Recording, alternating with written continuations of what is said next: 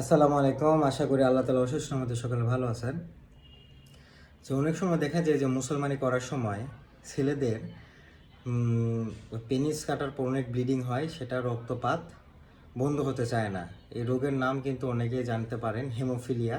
এটা কিন্তু একটা বংশগত জিনগত একটা রোগ, অর্থাৎ বংশে কারো যদি থাকে তাহলে বংশ পরম্পরায় কিন্তু এই রোগটা থেকে যায়। সাধারণত হেমোফিলিয়া রোগটা হলো জিনগত রোগ, জিনের বাহক। আমাদের ছেলেদের যেটা দুটো ক্রোমোজোম থাকে এক্স এক্স, মেয়েদের যেমন এক্স ওয়াই থাকে।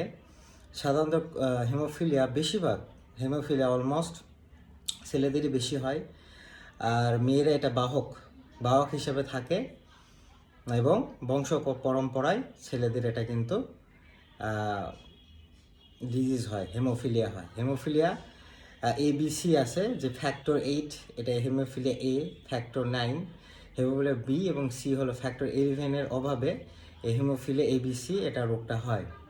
তো এই জন্য মুসলমানি করার আগে অবশ্যই সকলের উচিত আমাদের কিছু সতর্কতা অবলম্বন করতে হবে, যেমন bleeding time, clotting time, BTCT, এই টেস্টগুলো করে নেওয়া, যে তার কোনো সমস্যা আছে নাকি, যে রক্তপাত হওয়ার সময় কি বৃদ্ধি পাচ্ছে, যা জমাট বাঁধতে কি বৃদ্ধি পাচ্ছে।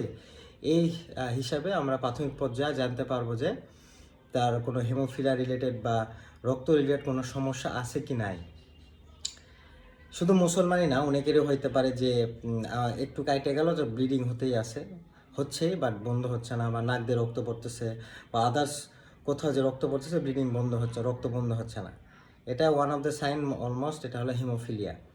ঠিক আছে, এটা বেশিরভাগ ছেলেদেরই হয়, মেয়েদের খুব রেয়ার হওয়ার চান্সটা থাকে না, কারণ মেয়েরা এটা বাহক হিসাবে কাজ করে বংশগত কারণে।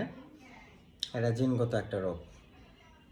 আর হিমোফিলিয়ার তো অবশ্যই তা আমার মূল মেসেজটা হচ্ছে, ফাইনাল মেসেজটা, যারা মুসলমানি যেসব বাবা মা তার সন্তানদের করতে যাচ্ছেন, তো অবশ্যই BTCT টেস্টগুলো করা উত্তম।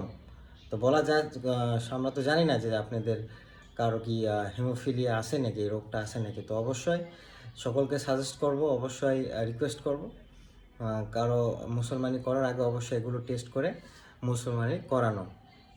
আর অবশ্যই কোথাও যদি ডাক্তারের দ্বারা মুসলমানি করেন, অবশ্যই তারা অবশ্যই এটা টেস্ট করে, এটা জেনে রাখা ভালো। তো ভালো থাকবেন, সুস্থ থাকবেন। আসসালামু আলাইকুম।